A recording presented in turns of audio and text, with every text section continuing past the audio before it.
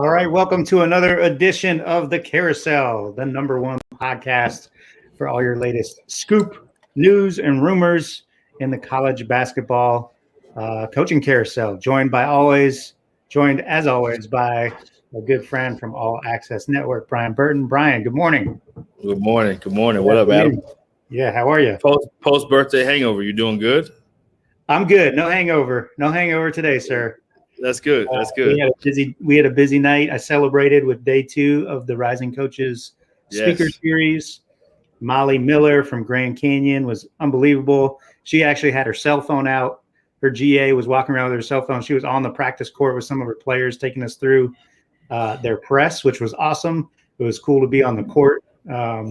Felt like a normal coaching clinic almost. That's awesome. That's awesome. And then James Jones, head coach at Yale, 5-time Ivy League champion, joined us and was awesome. He was so genuine and just talked about the profession. And it was so great. He dropped so many gems, so much knowledge. It's rare you see somebody stay at one school for 23 years. Right. Holy cow. 23 Unheard years. of. Unheard of. So anytime you get a chance to learn from him and hear from him, and you see why he's had so much success when you hear him speak. I've never heard him speak before, but he's so down to earth. He's so genuine. It was great. So tonight, day 3 of the Final Four Speaker Series, still time to sign up. We've got Felicia Leggett-Jack from University of Buffalo. We got Todd Simon from Southern Utah. We got Joe Pasternak from UC Santa Barbara. And we got Mike from UC Riverside. So another great lineup tonight. There's still time to attend. It's free for Rising Coaches members. So if you want to sign up and become a member and attend for free, go to risingcoaches.com and you can sign up for a membership there. Or if you do not want to become a member, but you just want to attend the conference, you can do that for just $15 at risingcoaches.coachesclinic.com. That also gives you 7-day access to all the replays, so you can go back and catch up on what you missed from day 1 and day 2. But we've got a full schedule tonight. We've got a full schedule Thursday, Friday, and then our Final Four social on Saturday afternoon. So very excited for everything we got there. Brian, we got some jobs to talk about, some new jobs that are open. But as always, we host the show. Why are we the host of the show, Brian? This is the best part. I think you always do it better than anybody else can. So I should ask you, Adam, why do we host the show, Adam? Yeah, I had a little soundbite queued up for you guys today, and I was excited about playing it, but I don't have it at my fingertips anymore. So we'll get back to it. I got this, but we're hosting the show because we don't give a fuck, basically. That's basically it, right? That's the best part. We're not coaching anymore. We don't got to keep anybody happy.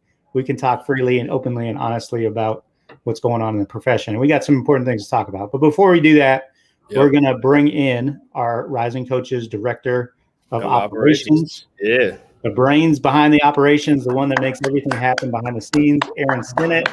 Ow! Aaron, hello. Hi. How are you today? Good. Coming at you live from Indy.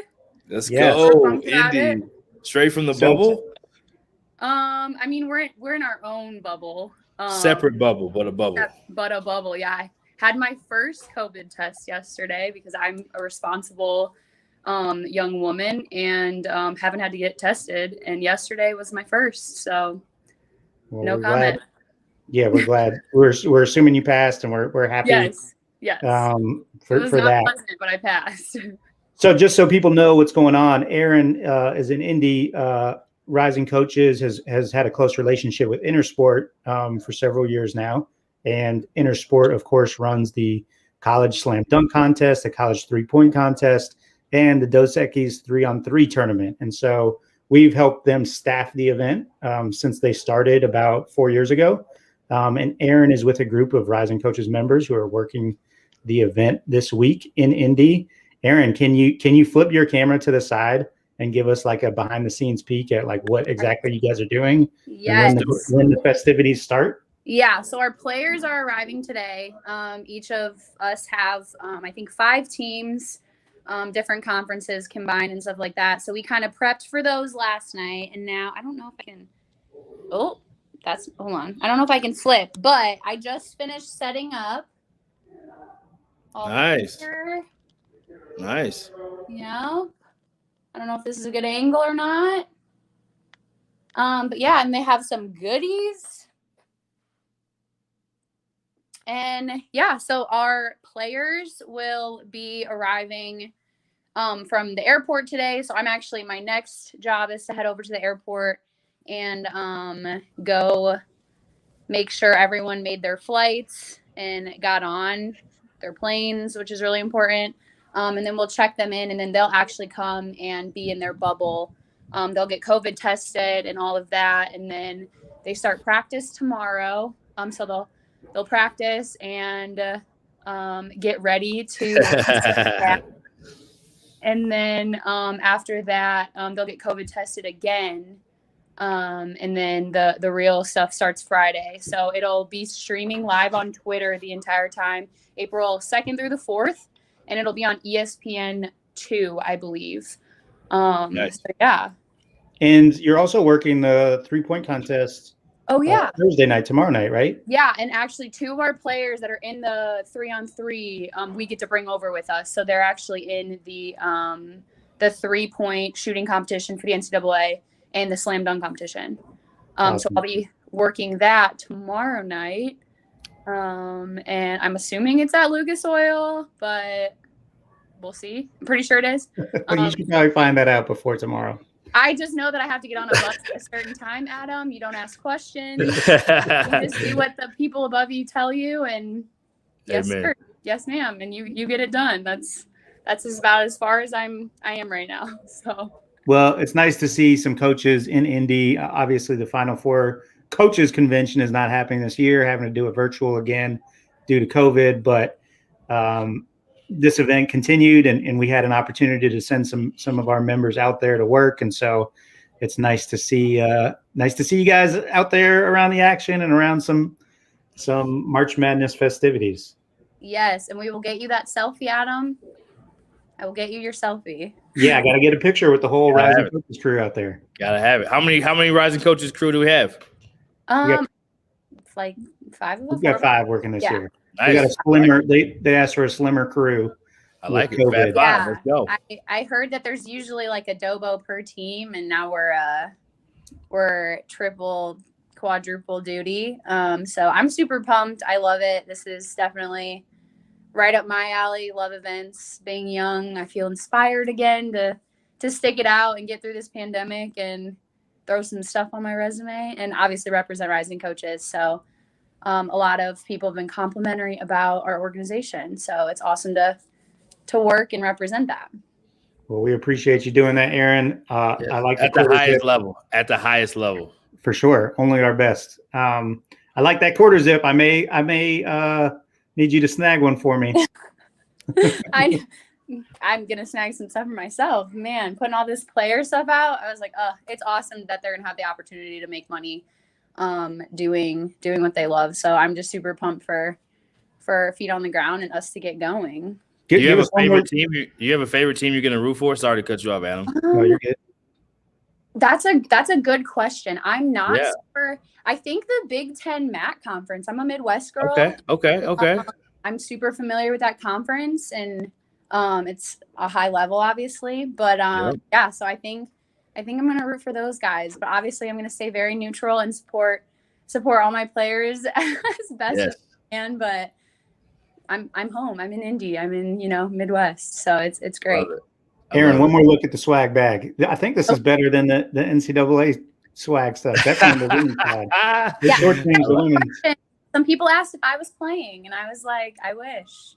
But so maybe we'll get a women's 3-on-3 started soon. Yeah, let's go. Here's the swag bag. I like it. The swag bag. Yeah. Looks like Under Armour must be a sponsor. Yeah. Jimmy John's got a little Jimmy John's there. IHOP. Oh, some shirts. Awesome. Love it. Oh, the IHOP socks. That's right up your alley. Oh, yeah. All right. Well, Aaron, thanks so much for jumping on and keeping us posted on everything you got going on up there. Have fun. Awesome. Thank you. All right. See you later.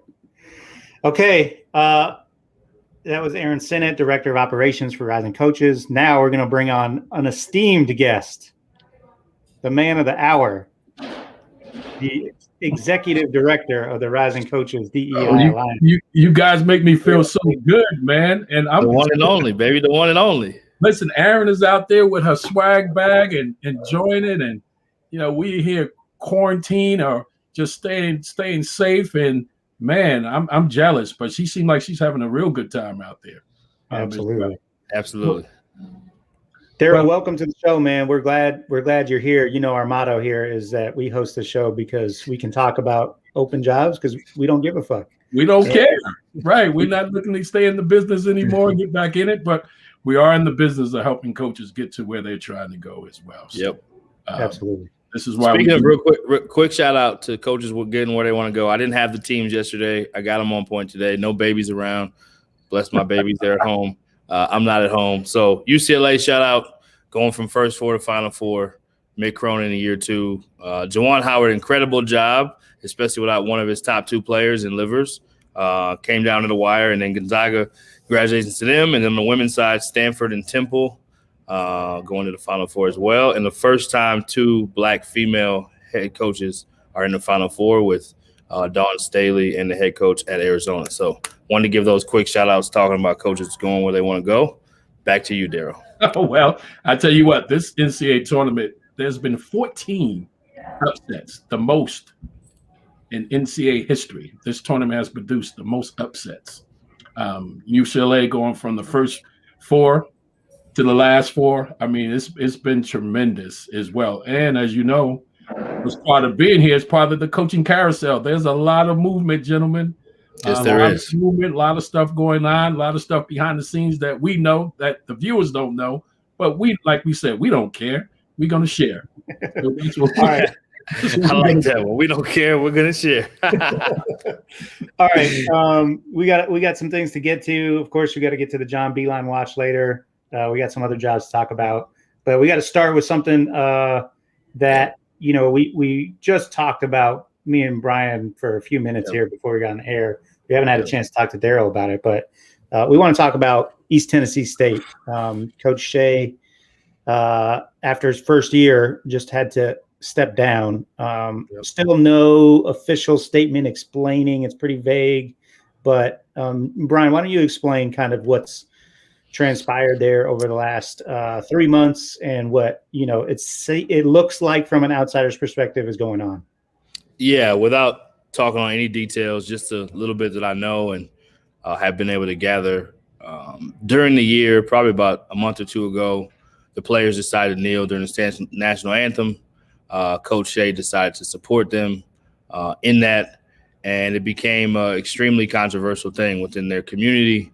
At that time, it was a really big deal, a lot of uproar, a lot of, unfortunately, a lot of division around that decision and Coach Shea's support of his players to do that. And so from there, it's evolved, and I think they were around first place when it happened, playing really good ball. And naturally, it affects the players. It affects some of the comments that were said, some of the stances that were taken at that time. And then it was a complete shock when I got the text yesterday of Coach's statement stepping down. And the way that I understand it was that it was not his own decision. It was a decision that he was forced to have to do based on people around the program and based on the pressure that they put on the people above Coach Shea at East Tennessee State. So commend. I thought it was I wish I could play the video, but there's a really cool video. Maybe tomorrow we can play it on one of the guys on the team talking about just what an incredible man of character Coach is, just what a basketball wizard he was, and how much they loved him as a coach and they appreciated what he did for them. So, the players were naturally behind him because the coach was behind them and he was with them in the trenches during a time where it's not as heightened of sensitivity. If this happened maybe before the election, who knows how much more press this gets or how much more support Coach Shea gets. But now that the election is over and some people may not be as interested in the story, we definitely want to make this something that we want to make sure Coach Shea knows he's fully supported, and it's wrong what happened. I think he did what was right to stand with the players, and I'll open it to you guys to see what you guys think. Well, I heard similar stories. When I first saw it was a shock. Had a great season, 18-17 overall, won like 12 or 13 games in the conference. And, you mentioned that early in the year. And if anybody don't know the story, you covered it very well, Brian, and mentioning how he stood with the players and it received backlash from the community and people obviously at the university felt that way as well. And, I kind of had a feeling once I saw it and made a few phone calls. I kind of knew what it was about because you saw some ramblings during the season when this was occurring, not only in the college community, but overall in the community as well as on the campus as well. It's so unfortunate that the student athletes are why we're there. And you got all ethnic groups, diversity on your campus, and them wanting to kneel and the coach showing some solidarity speaks some volumes for the lack of integrity that the university have shown. And I'm sure if you look in the transfer portal, probably within a couple of days, couple of hours, you might see a lot of those guys in that transfer portal. It's just so unfortunate that in this time, considering where we at, as you mentioned, they get much press. It's just so unfortunate that he had to make a tough decision like that. And I think he made the right decision. And if any athletic directors are listening, that's the kind of coach you want to be heading your program. Yeah, and if you didn't follow the story, you want to learn more about it. Representative Vincent Dixie of the 54th District in Tennessee has done a great job talking about this the last 3 months on Twitter. Just follow him, Representative Vincent Dixie. He had some – I remember watching a couple months ago when this first happened. It was being discussed in state assembly meetings. Elected representatives were putting pressure on the school president and athletic director. Hey, this is a state school. They're receiving state money. These kids shouldn't be kneeling. Unbelievable to hear that. Not surprising given everything we've seen in the last 3-4 years, but still very disturbing. And to see how this has transpired, a couple months later. We should also mention, I don't know if this is related or not, but they also made a change in their women's program. Dr. Zell stood up and made a very public statement supporting the athletes as well. And she was let go after the season as well. Now, different circumstances. They didn't have quite the amount of recent success the men's program had. So who knows? But let me ask you guys this, Daryl, Brian. Let's start with Daryl. Like, what can be done now? What would be a response that would be satisfying at this point? You can't bring Coach Shea back. But what would be something that would make you feel like there's been some justice or atonement? Or is it just seeing their program, decimated by the portal? I mean, that doesn't sound great either, but what do you think? Yeah, that doesn't solve the issue in itself. I don't think there's anything that can do. I think pretty much what they have done has spoke volumes. I don't think there's any damage control that can be done. But I think what the student athletes can do, not just those on the basketball team, but those are in the whole athletic department, regardless of their ethnicity, should really, really come forward and make a stand themselves, because those people there at the school themselves, whether it's administration, athletic administration, wouldn't have a job if it wasn't for the students, student athletes, particularly in the athletic department. So you're there for them. And we live in a country where you should be able to voice your opinion. I often say this generation are courageous. They're the change agents. Unlike the older generations, when I was coming along and older, you're not going to be able to change them. But this generation can exact change if they want to. So hopefully those students, not just the student athletes, the students across the campus themselves will make a stand and make a statement as well. But I don't think anything that the university can do to try to speak, because, it's public knowledge exactly what has transpired over the last 3 months, as you mentioned, being covered out there in Tennessee. And I would piggyback Adam and just say, I think more so, university aside, what can be done for college basketball, for Coach Shea, for people to feel like, okay, they were held accountable for this action that they chose to do within their university grounds. But again, what would you say would be something that would make people feel like, okay, there's justice has been served? Well, I think it starts with the university president, the leadership, as well. Obviously, there was no concerted effort to keep Coach Shea. Everything has to cross his desk, of course. And then you've got the board there as well. So it all depends on the leadership. It all depends on the pressure because, people choose party over principles these days. And that's being shown in our politics, as well. And you don't know who's got what power over who. And in regards to saying, hey, we have to, get Coach Shea out of here. We're not going to allow him to do this. We disapprove, or whatever the case may be. So somebody's going to have to make that tough decision like Coach Shea did in regards to standing for doing what's right instead of standing on what the party is or who they're allegiance to. And that's where we stand at in this country overall. You just gave a perfect example of a man who left his livelihood to stand on integrity and do what's right. He said, I can't be here and coach under these circumstances if you're not going to allow these student athletes to express themselves and show their discontent. And it also shows the insensitivity to what's going on in our society as well, particularly in the Black community.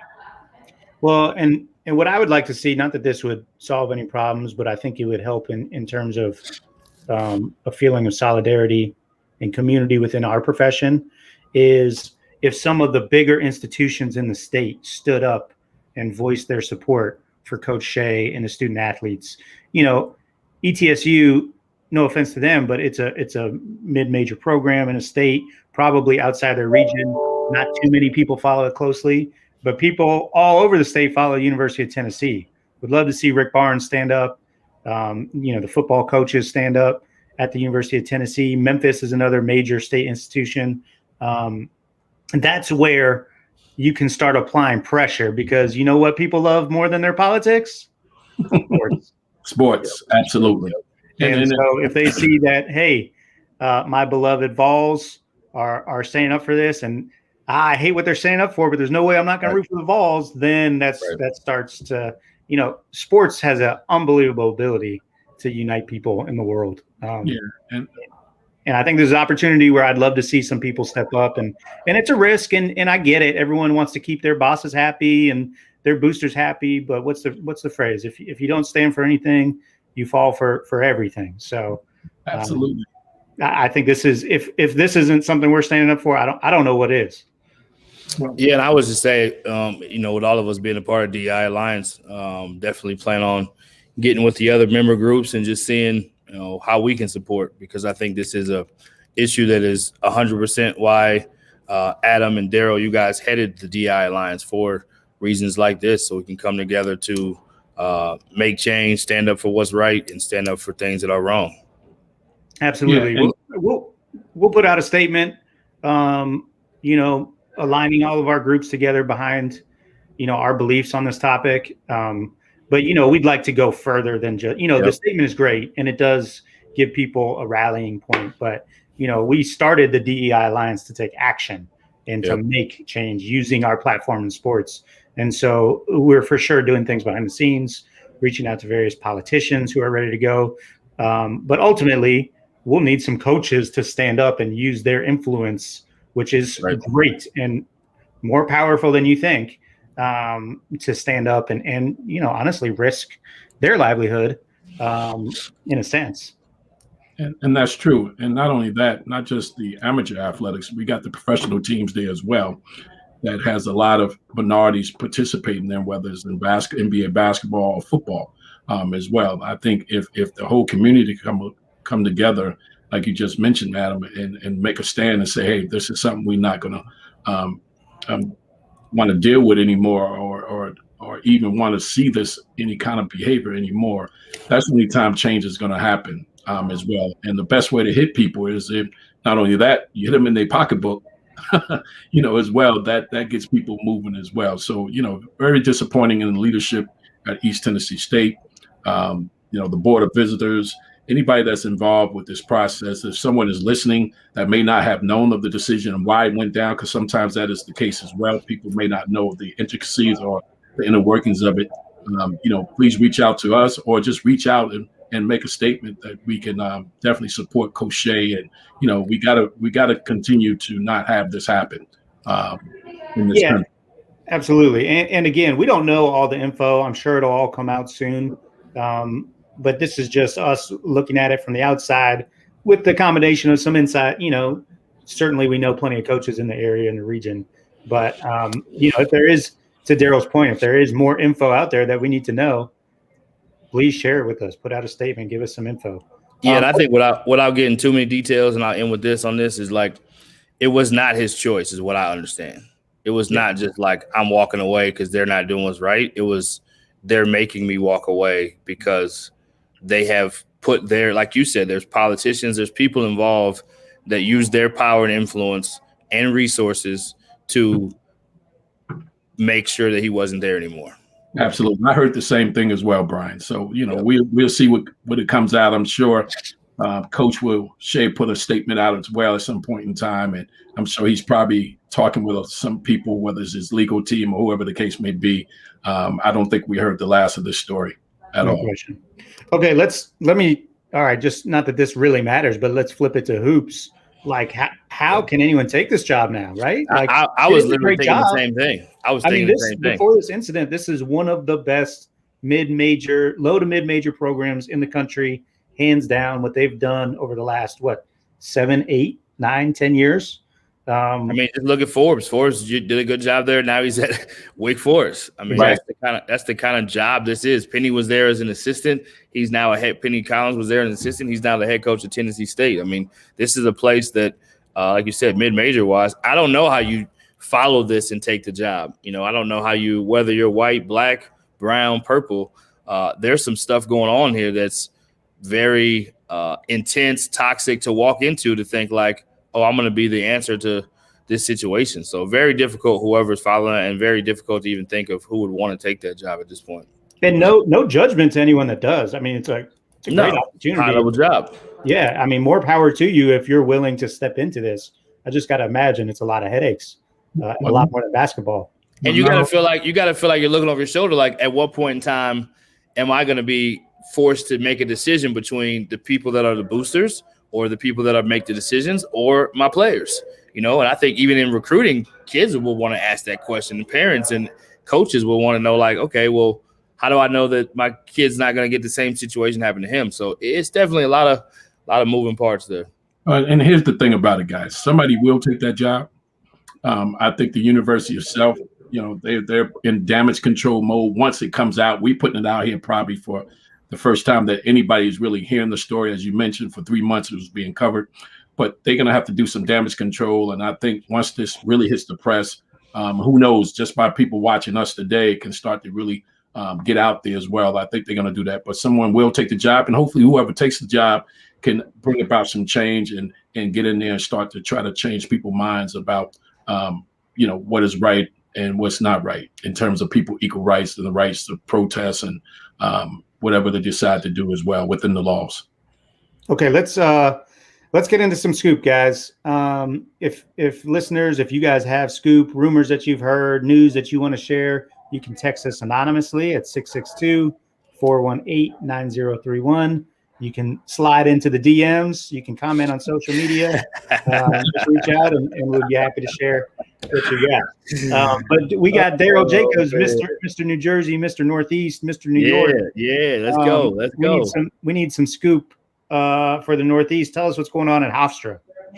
Well, there's a lot of speculations. A lot of New York guys involved in this, as well. The name I'm hearing is a current assistant there, Speedy Claxton. Of course, played in the NBA, who I think is more than ready, for the job that, hopefully the administration will, see fit, as well. And then the current assistant coaches that are there as well, one is under consideration as well. And they're talking to some outside people, as well. So, but the name I'm hearing hot right now is Speedy Claxton as this continues to go along and long. He's an alum, NBA player, have paid his dues, and it'll be a welcome sight to see somebody like that get the job. I know Jay Wright and all those guys are really pushing for him as well. All right, let's what do you got for Central Connecticut State for us? This one's been open for a little while. Wow, man. It's no telling what's happening with this one. You got a lot of guys that's involved with this. A D2 coach, Tobin Anderson, from St. Thomas Aquinas. Has done a great job. You got Mike Donnelly, who was actually I coached against when he was at Post, and he was at Southern Connecticut. Then went to Florida Southern as well. Patrick Sellers, graduate from there, longtime Division I assistant, more than paid his dues, there as well. Scott Burrell, who's at Southern Connecticut State. You're hearing a lot of names, and it's hard to get a beat on who they're leaning towards because they haven't made a decision yet, which is telling me either they're waiting on someone or looking to continue the process. Maybe they're not happy with the candidates, but those guys I just mentioned, particularly, it's great to see a couple of D2 guys with Connecticut roots in there. Of course, Tobin Anderson and St. Thomas Aquinas out of the ECC conference have been nationally ranked for the past 5 years. Has done a tremendous job with his program as well. And Mike Donnelly, who's down at Florida Southern, went to a couple of NCAA tournaments, as well. And of course, sometimes you got the usual suspects involved with this as well. That's always floating around there, whether it's Jared Grasso, guys like that as well. Good stuff, Daryl. Good stuff. Okay. One hire that was made yesterday or was announced yesterday, Marty Simmons at Eastern Illinois. We kind of called this one. Yeah, we had talked about this one for a while. It came down to Marty Simmons, Link Darner, former head coach at Wisconsin Green Bay, Armand Gates, assistant coach at Nebraska, and Rod Judson, longtime coach, former coach at Indiana, Illinois. But Marty Simmons was their man, longtime head coach at the University of Evansville, current special assistant at Clemson. Marty is one of the best offensive minds in basketball at any level. This is a hard job to win at. Probably one of the most challenging jobs, if not the most challenging job in the OVC. But I can assure you, game in, night out, they will be one of the best coached teams in the conference.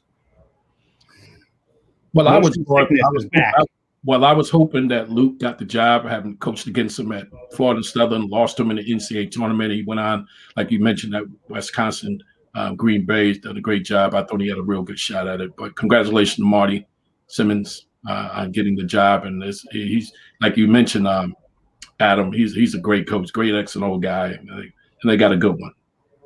Okay, it's now time for our daily John Beilein watch. Has anybody seen him? We have unconfirmed rumors that we saw him in Norman, Oklahoma. His sleeves were rolled up.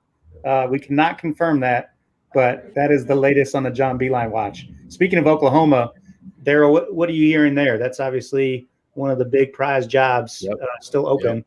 What do you think? Well, the Beilein story is really I can tell you there's some truth to that. And I have an inside source. There's some truth to that as well. And also, they're still looking. The AD, Joe Castigliano, is one of the best in the industry, and they're looking for probably a sitting head coach, actually, as well. Besides, if they can't get somebody like Coach John Beilein, but they're looking for a sitting head coach with some success. Whether it's at a mid-major or Power 5 as well. Yeah, they had a formula with Coach Kruger that was successful. He was at UNLV, had a lot of success, brought him over, and did a great job, took him to the Final Four. So I think that's definitely a formula that makes sense there at Oklahoma. And, John Beilein watch. Be interesting to see. Well, don't be surprised if he ends up there. Don't be surprised, which I think would be a good hire for them as well. Oh, absolutely. Okay, let's go to small college, some small college openings and some scoop here. I don't know how to pronounce this. Is it Bodine? Darryl, I'm looking at you because it's a Northeast job. That's a D3 school. Yep. One of the best D3 jobs in the country opened Absolutely. Up. It may have a funny name. I used to get it said incorrect, but I think it's Bodine, something like that as well. But it's a good job. It's a good Division III job. Many resources, as you mentioned, great conference that they play in. And don't let the name fool you. It's a good Division III job for a young, hungry assistant coach or a head coach that's coming from JUCO or anywhere else, or if they want to make a lateral move. You may be coming from a D3 situation, and that D3 conference may not be as good as this conference that they're in. That'll be a great move for you as well. So it's a great job. Any names you guys want to throw out? If you're the AD there, who are you taking a look at? Wow. I don't know any names, but I would think like a place like Colgate that's had so much success this year, and even a guy like James Jones, he's got to have assistants that, may have aspirations to be head coaches. They're at high academic schools. I would think picking from a successful program like that would be, a really wise decision by them without knowing anything about the D3 in that area or anything else. Having played Division II and Division III myself, I do think that level is an underappreciated level. You have guys like Shaka Smart who played at that level who are now doing great things at the college level.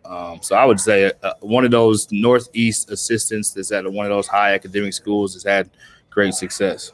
And that's a great point, Brian. They're a high academic school with high academic standards. As you mentioned, any third assistant, the second assistant, Ivy League that's looking to, become a head coach, as well as the Patriot League, any of those schools and those conferences kind of fits the profile of the type of coach that will have some success there because they're used to recruiting those type of student athletes with those academic requirements.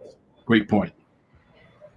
Okay, let's talk. Where did it go? I wanted to talk Austin Peay. There we go. I got a little bit on that.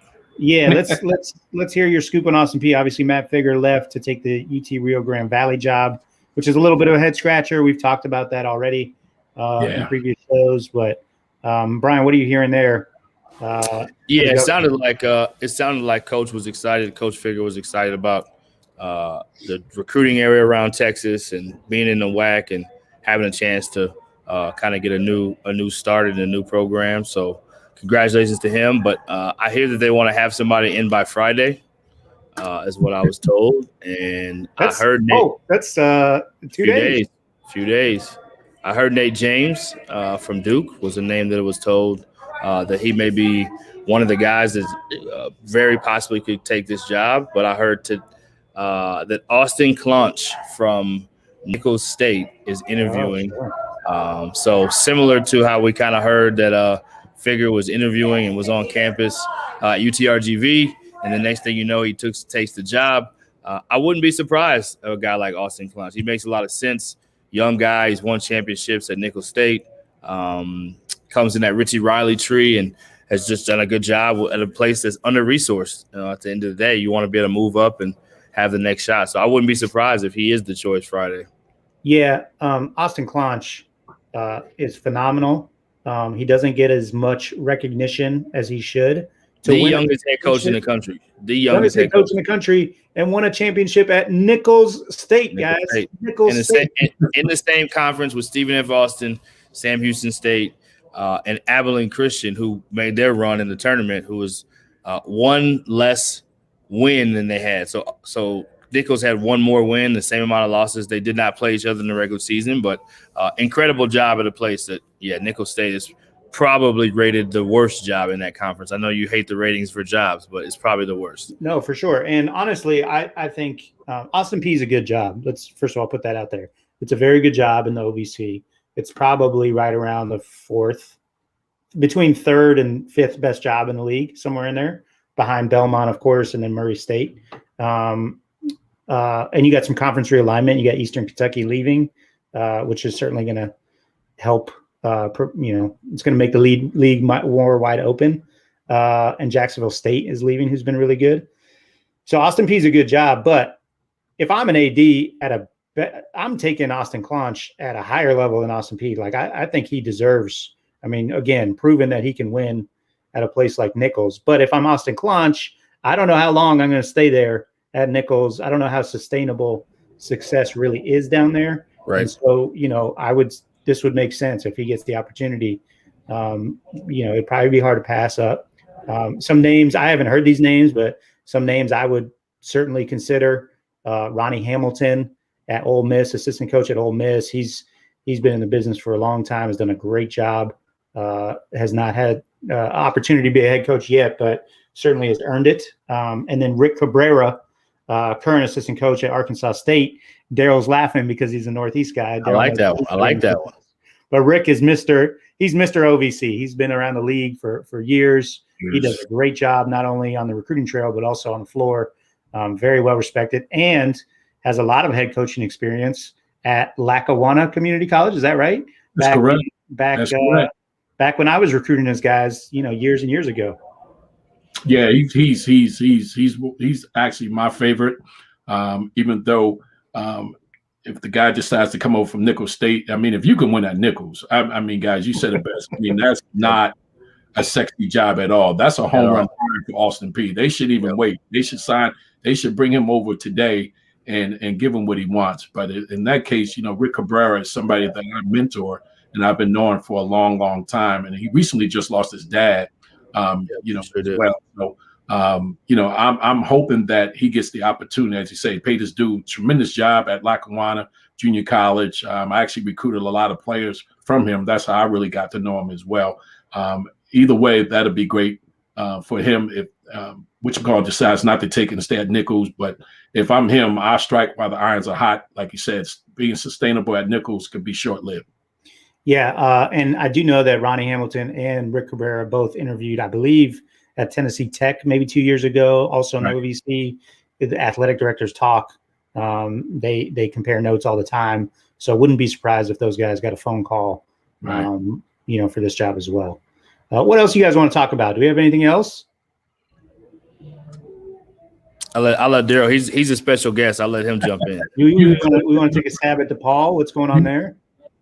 Well, that sounds we like can take a stab. Is that a John Beeline Watch type of job? Is that a job? Did somebody see him in Chicago? We did have unconfirmed rumors that John Beeline was in the Lincoln Park, right? It's Lincoln Park, the Lincoln Park area in Chicago. Well, he's been making the moves. I mean, he's a proven collegiate coach.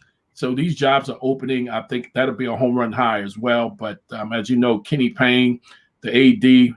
Peavy was good friends with Kenny Payne, assistant coach of the Knicks, who actually was the front runner, who actually turned the job down. So now they have to recalibrate and decide who they want to bring in. And by then, a couple of guys were turned off by the process and decided that they didn't want to be involved in it. So it's going to be interesting to see what happens with the job. I hear Rod Strickland is a long shot, get in there as well. A couple of other Chicago guys in the area, the different schools.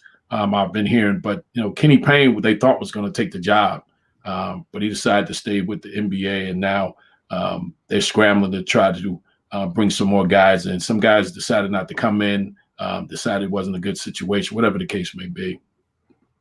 Yeah, my dark horse pick for this one, I've said it before, Dana Ford, Missouri State coach.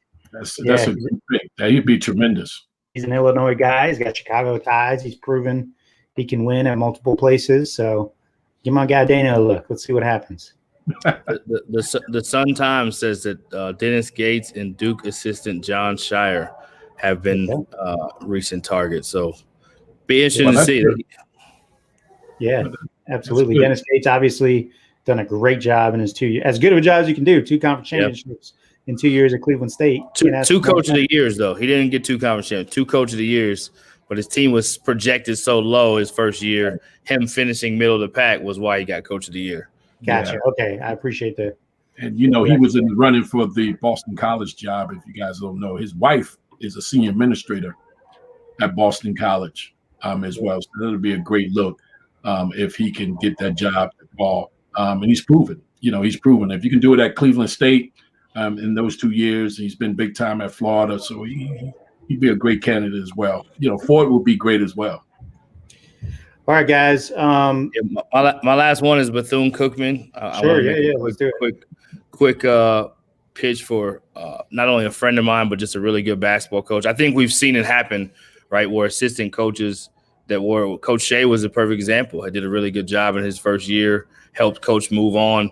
When you help the coach move on before you, I believe you deserve that opportunity. And you have that associate head coach title for a reason. So I think Dominique Taylor deserves every opportunity to be the head coach, not the interim, but the head coach at Bethune-Cookman.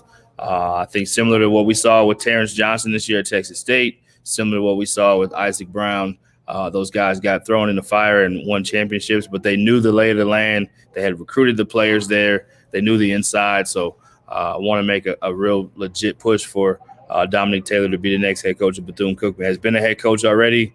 Again, best friends with Coach Ritter, and Coach Ritter has definitely endorsed him to do so. So we're following suit.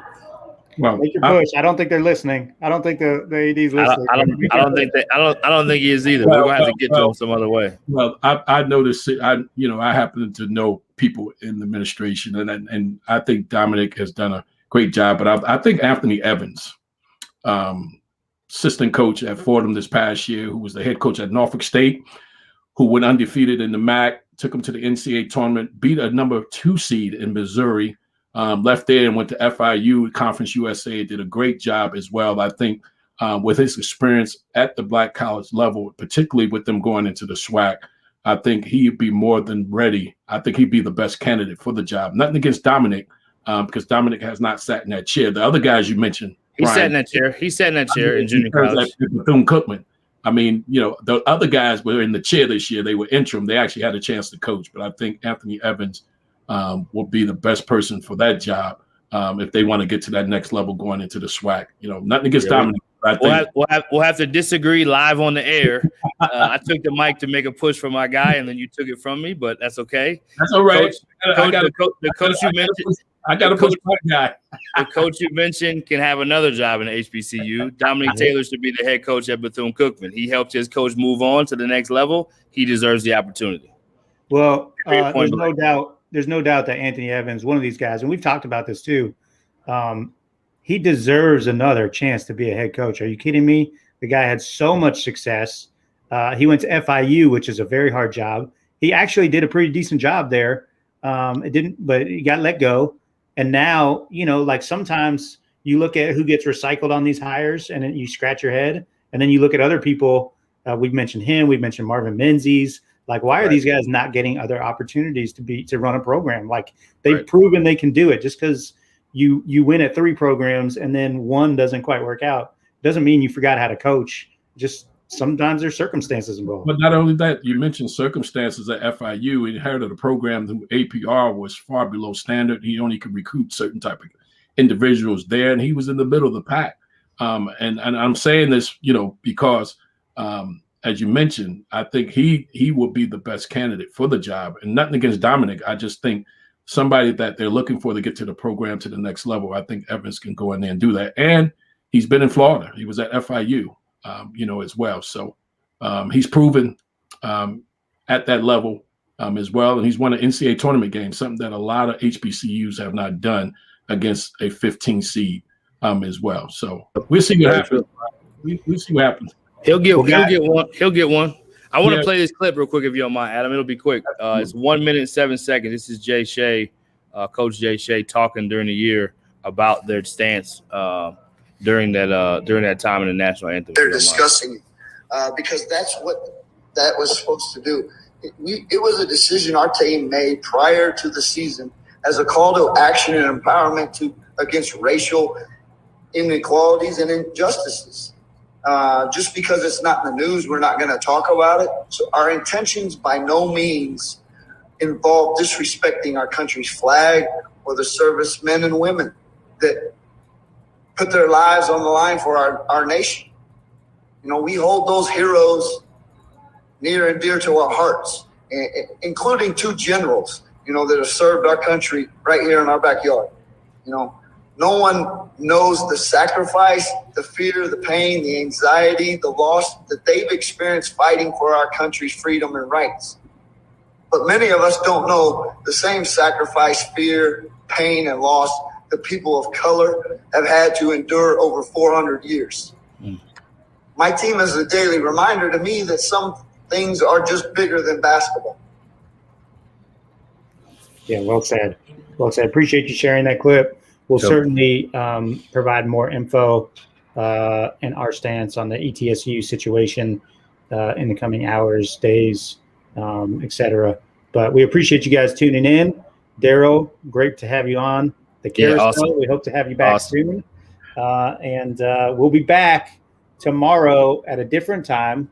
We're going at, is it 1 Eastern tomorrow?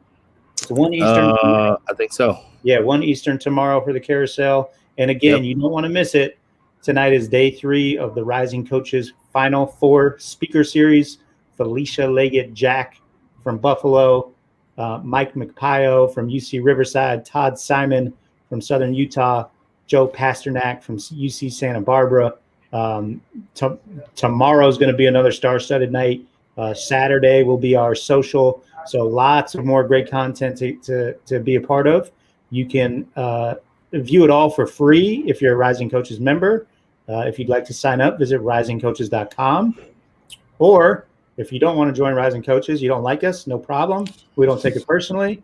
You can view the conference for just $15.